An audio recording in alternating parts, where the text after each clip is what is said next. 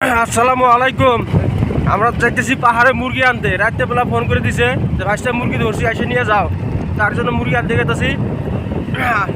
আমার একটা আঙ্কেল বলে যে তোমরা কি খিচুড়ি বেগে নিয়ে? হ্যাঁ অবশ্যই, আমরা খিচুড়ি বেগে যা পাই সামনে সব উড়াই নিয়ে আসি।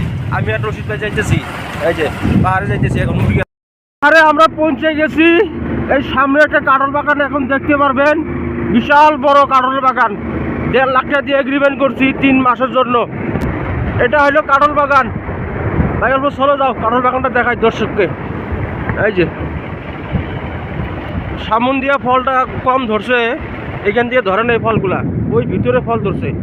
দুলে আপনারা কোনোদিন যদি মান্দারকুড়ি আসেন, পাহাড়ের উপরে উঠে কাঁঠাল বাগানটা দেখতে পারবেন। এই যে সামনে আমরা কাকার ঘরে পৌঁছে গেছি, এখন মুরগিগুলা ধরবো। এই যে মুরগিগুলা, এই যে এইখানে খাঁচার মধ্যে আছে মুরগিগুলা। মুরগিটা ধরা হয়ে গেল, বাঁধে ফেলছি। এখন আমরা মুরগিটা জুকবো, মানে মাপবো, মুরগিটা মাপ করবো। এগুলা পাহাড়ি মুরগি তো খাইতে অনেক টেস্ট। এগুলো দেখেন, এটা এটা এটা চাইনিজ মুরগি, এটা না কাকা? চাইনিজ মুরগি, উল্টা মুরগি বলে। এই যে এটা ওইরকম মুরগিগুলা মাইপিয়া নিয়ে নিলাম। টাকা পয়সা তো কাকা ক্লিয়ার করে দেওয়া হয়েছে না? হ্যাঁ পাইছেন তো টাকা না? হ্যাঁ পাইছি। কয় কেজি বিক্রি করলেন? 6 কেজি 100। ঠিক আছে, ঠিক আছে কাকা।